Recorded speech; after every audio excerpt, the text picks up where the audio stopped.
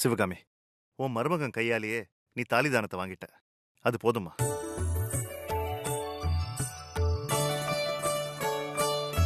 அந்த கடவுள் உன் பக்கம்தான் இருக்கான். என்னைக்காவது ஒரு நாள் பைரவி உன்னை புரிஞ்சுப்பாமா?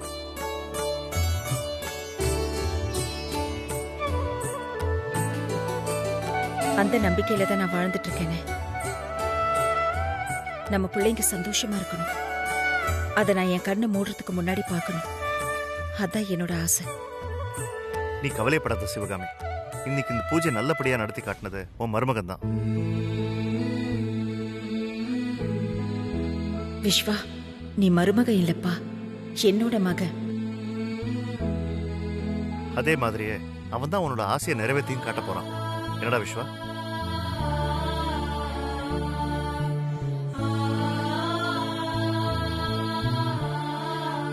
ஆமா அத்தை, இந்த பிளானை போட்டதே துளசிதான். அவ தான் என்கிட்ட தைரியமா பண்ண சொன்னா. அதனால நீங்க முதல்ல துளசிக்கு தான் தேங்க்ஸ் சொல்லணும்.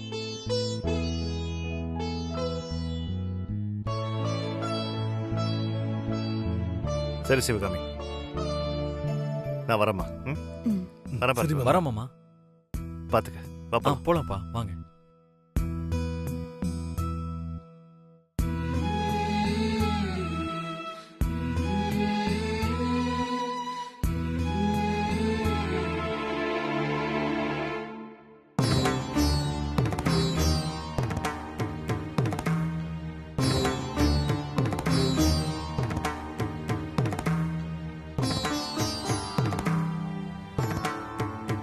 அத்தை, எல்லாத்துக்கும் காரணம் இதோ இந்த துளசி தான். சுமங்கலி பூஜைக்கு ஆள் ஏற்பாடு பண்ணது எல்லாமே இவதான் அத்தை.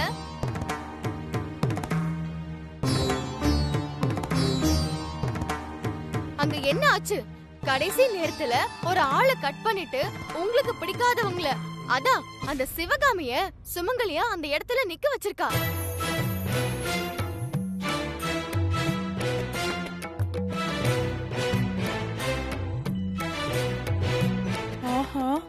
என்னமா நடிக்கிறா?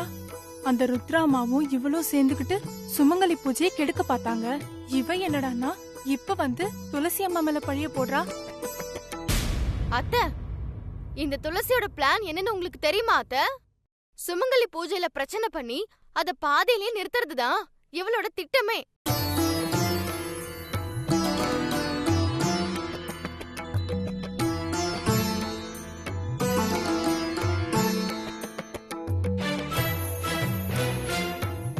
எப்படின்னு யோசிக்கிறீங்களா அத்தை?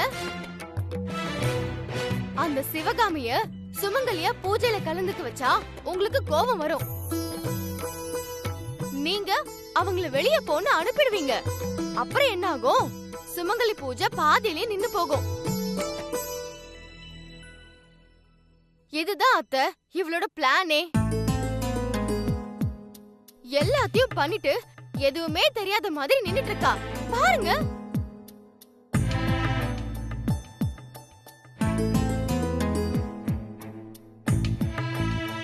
ஏ லக்ஷ்மி, உனக்கு ஏதாவது அறிவு இருக்கா?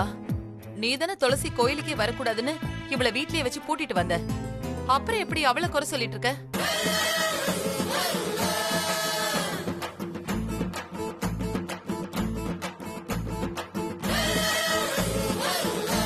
எல்லாம் என் தலை எழுத்து. இன்னைக்கு நான் சிவகாமி கையால பாலும் பழமும் சாப்பிடணும்னு என் தலையில எழுதிருக்கு.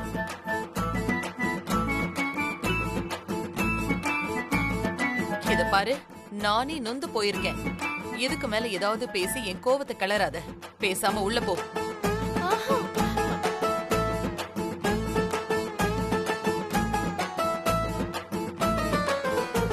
என் தலை எழுத்து. இன்னைக்கு என்னால தாலிதானம் பண்ண முடியலையே. உங்ககிட்ட ஆசீர்வாதமும் வாங்க முடியாம போயிடுச்சு.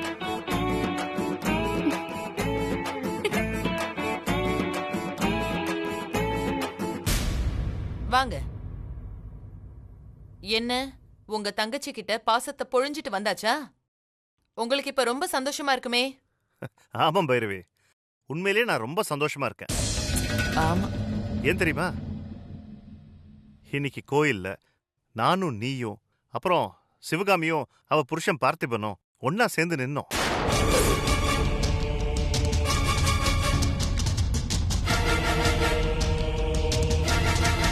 நம்ம புள்ள விஸ்வாவும் நம்ம வீட்டுக்கு மருமகளா வரப்போற துளசியும் நம்ம கால்ல விழுந்தாங்க.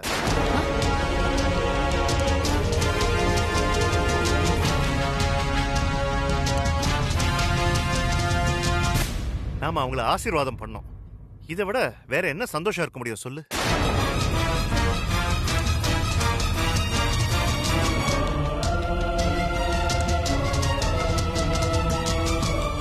ஐயோ, அப்பா ஏன் இப்படி உளறாரு? அம்மா வேற கோவமா இருக்காங்க. நாங்க புது என்ன அப்பா உண்மையை சொல்லிக்கிட்டு இருக்காரு? தேவையில்லாத பிரச்சனை வந்துடுமே. ஏங்க உங்களுக்கு என்ன பைத்தியம் கீத்தியம் புடிச்சு போச்சா? நடக்காத விஷயத்த எதுக்காக இப்ப சொல்லிட்டு இருக்கீங்க? நீ எப்படி வேணா எடுத்துக்க, ஆனா நான் சொன்னதுதான் உண்மை. நான் சொன்னது கரெக்ட் தானே?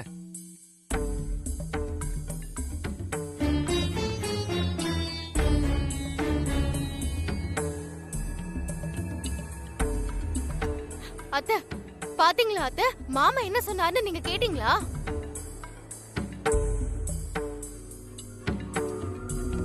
துளசிக்கு எல்லாமே தெரியும் அத்தை. அதான் மாமா துளசி கிட்ட நான் சொன்னது கரெக்டான்னு கேட்டுட்டு போறாரு. ஏ லக்ஷ்மி, நீ சும்மாவே இருக்க மாட்டியா? என்கிட்ட நீ அடி வாங்க போற. எதுக்கடி துளசிய சும்மா வம்புக்கு எடுத்துட்டு இருக்க?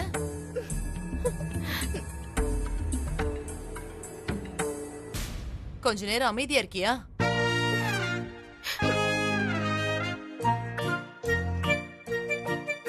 ஏண்டா விஸ்வா, உங்க அப்பாக்கு என்னடா ஆச்சு?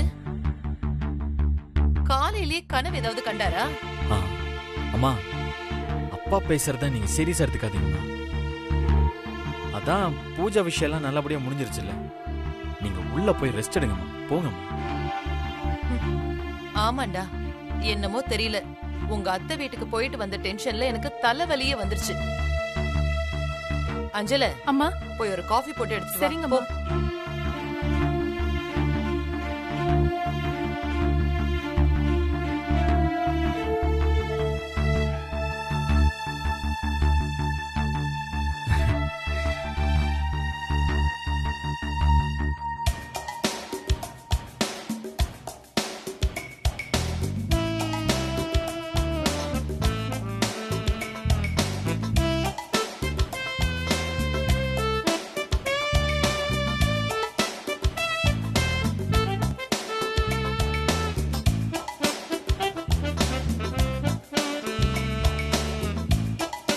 என்ன லக்ஷ்மி, நீயும் அக்கா ருத்ராவும் நான் ஏற்பாடு பண்ண பூஜையை கெடுக்க பாத்தீங்கல்ல? இப்ப என்னாச்சு பாத்தியா? இனிமேலாவது என்கிட்ட மோதிரத்தை விட்டுருங்க, ஓகே? நான் தான் இந்த வீட்டு மருமகன்னு நான் இன்னைக்கு ப்ரூவ் பண்ணிட்டேன். அது உனக்கு நல்லாவே புரிஞ்சிருக்கும்னு நினைக்கிறேன். வரட்டா பேபி? ஏய், என்ன?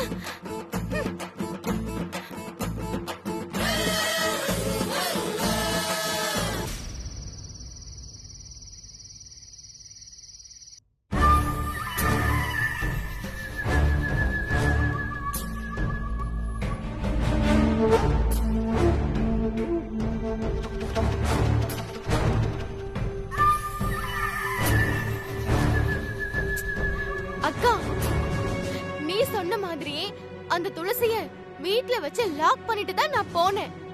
சாவியும் நான் தான் வச்சிருந்தேன். அப்புறம் எப்படி அவ வெளியில வந்தானே தெரியலக்கா. விஸ்வா மாமாவும் என் கூட தான் கோவில்ல இருந்தாரு. அப்புறம் எப்படி அவ அங்க வந்திருப்பா? அத நான் சொல்றேன்.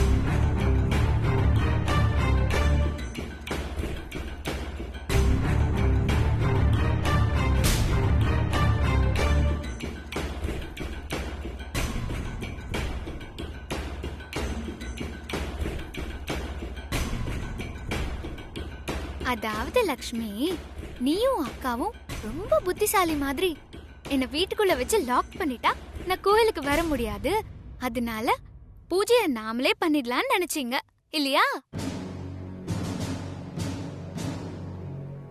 அந்த நினைப்புல நான் மண்ணள்ளி போட்டுட்டேன். நீங்க 2 பேரும் என் மேல கோவமா இருக்கீங்க, கரெக்டா? ஏய் இரு.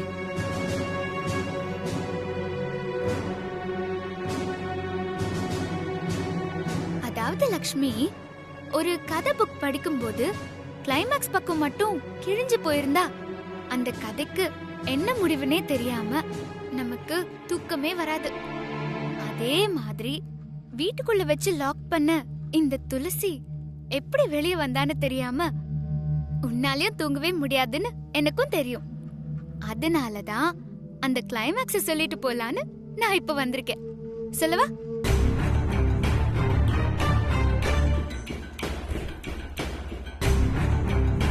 விஸ்வாவோட அப்பா ராஜன் இருக்காருல்ல, அவர்தான்.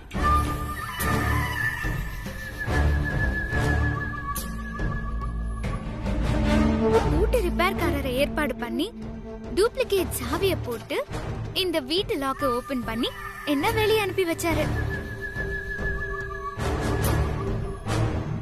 இப்போ சஸ்பென்ஸ் தெரிஞ்சிருச்சா? இனிமே நீங்க நிம்மதியா தூங்கலாம் லக்ஷ்மி. நான் தூங்க மாட்டேன்டி. அது மட்டும் இல்ல துளசி, உன்னையும் நிம்மதியா தூங்க விட மாட்டேன்டி.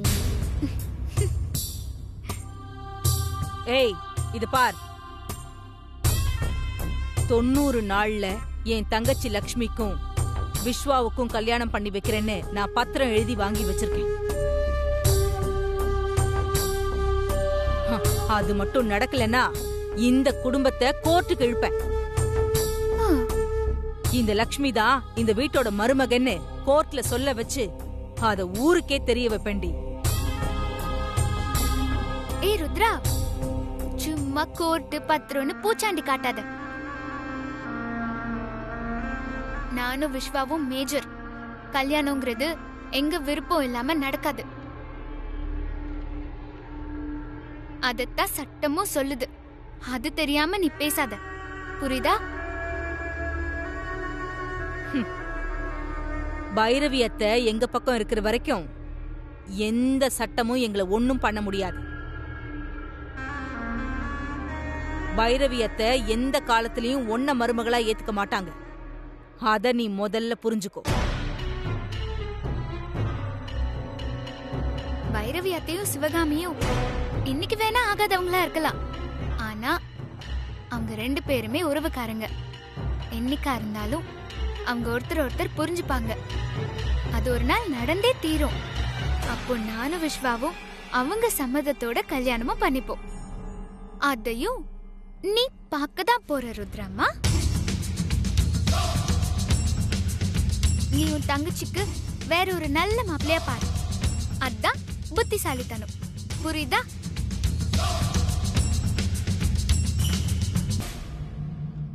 லக்ஷ்மி, நீ இந்த ருத்ராவை நம்பி உன் லைஃப வேஸ்ட் பண்ணிடாத. அவ்வளவுதான் நான் சொல்லுவேன். அப்புறம் உன் இஷ்டம். வரட்டா?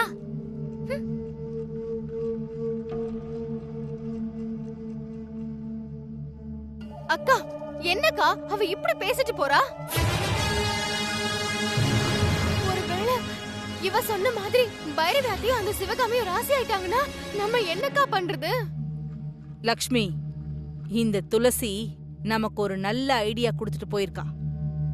என்னக்கா ஐடியா கொடுத்திருக்காளா? என்னக்கா சொல்ற நீ? ஆமா லக்ஷ்மி, துளசி சொன்ன மாதிரி பைரவியத்தையும் சிவகாமியும் ஒண்ணு சேர்ந்துட்டாங்கன்னா துளசிக்கும் விஸ்வாவுக்கும் கல்யாணம் நடந்துரும். அதனால பைரவி சிவகாமி கிட்ட சண்டை போட்டுக்கிட்டே இருக்கணும், இல்ல போட வைக்கணும். அவங்க 2 பேருமே எப்பவுமே எதிரியா இருந்தாதான் நாம நினைச்சத சாதிக்க முடியும். புரியுதா லக்ஷ்மி? ஆமாக்கா, நல்லா புரியுது. அவங்க 2 பேரையும் நாம ஒண்ணு சேர விடக்கூடாதுக்கா. அது மட்டும் இல்ல லக்ஷ்மி, அந்த துளசி நம்ம கிட்டயே சவால் விடுற மாதிரி பேசிட்டு போறா. அவ முன்னாடி உன் கல்யாணத்தை ஜாம் ஜாம்னு நடத்தி காட்டி அவ முகத்துல கரிய பூசணும். அப்ப அவ மூஞ்சியை எப்படி வச்சுப்பான்னு நாம பாக்கணும் லக்ஷ்மி. எனக்கு உன் மேல நம்பிக்கை இருக்குக்கா. நீ நினைச்சா அதை சாதிக்காம விட மாட்டேன்.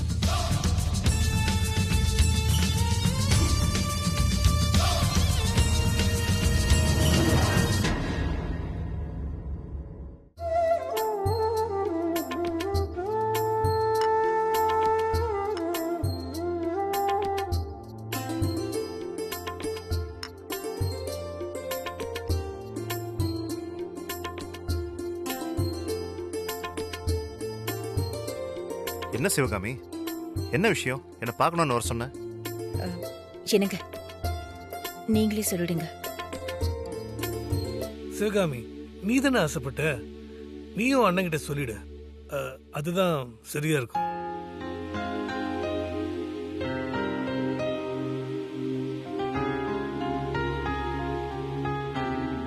என்ன சிவகாமி, என்கிட்ட சொல்றதுக்கு எதுக்குமா தயங்குற? எதுவா இருந்தாலும் பரவாயில்ல, சொல்லு. வேற ஒண்ணும் இல்லைண்ணே. 5 வருஷமா ஒரு சீட்டு போட்டிருந்தோம். அது முடிஞ்சு கைக்கு பணம் வந்திருக்கு. அதை வச்சு சிட்டிக்கு வெளியில ஒரு ஃபிளாட் வாங்கலான்னு போயிருந்தோம். அதான்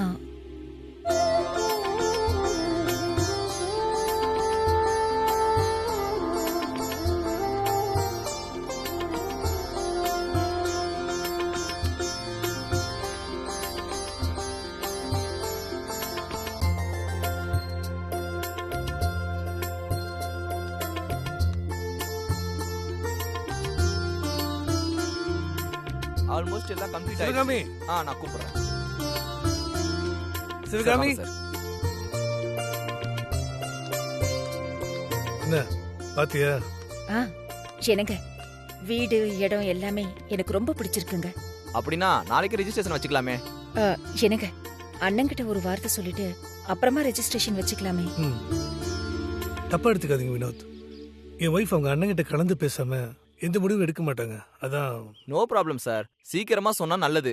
ஏன்னா market rate day by day ஏறிக்கிட்டே இருக்கு. அதுக்காக தான் சார் சொல்றேன். கொஞ்சம் டைம் கொடுங்க, நாங்க எல்லாரும் கலந்து பேசிட்டு உங்களுக்கு கன்ஃபார்ம் பண்றோம். ஓகே சார், கொஞ்சம் சீக்கிரம் சொல்லுங்க. வீடு வாங்குறது நல்ல விஷயம் தானே, உடனே ரெஜிஸ்ட்ரேஷனுக்கு ஓகே சொல்லுமா.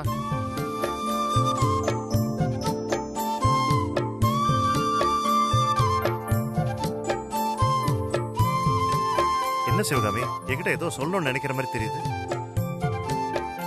என்ன விஷயமா? ஒன்றும் இல்லை மாமா. சிவகாமி அந்த இடத்த தொடர்ச்சி பேருக்கு ரெஜிஸ்ட்ரேஷன் பண்றதுக்கு ஆசைப்படுறாங்க. அதான் அவங்ககிட்ட எப்படி சொல்லி பெர்மிஷன் வாங்குறதுன்னு தயங்குறான். என்னதான் இருந்தாலும் தொடர்ச்சி உங்க பொண்ணு இல்லையா?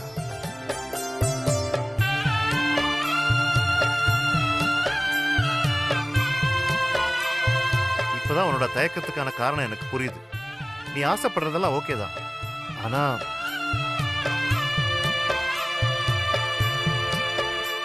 என்னண்ணே, நீ எதுக்கு இப்ப யோசிக்கிற?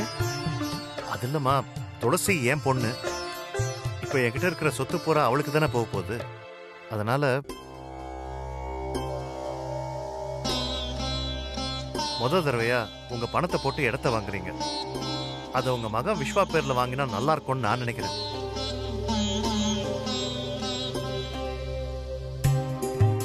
எனக்கும் ஆசைதான். ஆனா அன்னைக்கு இந்த விஷயம் தெரிஞ்சா ஏதாவது பிரச்சனை ஆயிடுமோன்னு எனக்கு கொஞ்சம் பயமா இருக்குண்ணே. அதை யோசிக்க வேண்டி இருக்கு. இது பாருமா, எப்படி இருந்தாலும் விஸ்வா ஓ மகன் தானே, நீ எதுக்கு யோசிக்கணும்? என்னைக்காவது ஒரு நாள் பைரவிக்கு உண்மை தெரியதானே போகுது.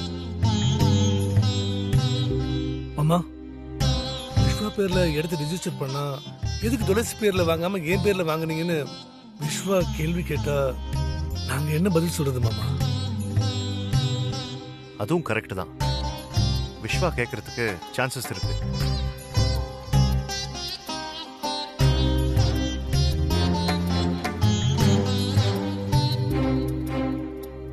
சிவகாமி, எனக்கு ஒரு யோசனை தோணுதுமா. என்னண்ணே, என்ன யோசனை? பேசாம அந்த இடத்த விஸ்வா துளசி இவங்க 2 பேர் பேர்லயும் ரெஜிஸ்டர் பண்ண என்ன?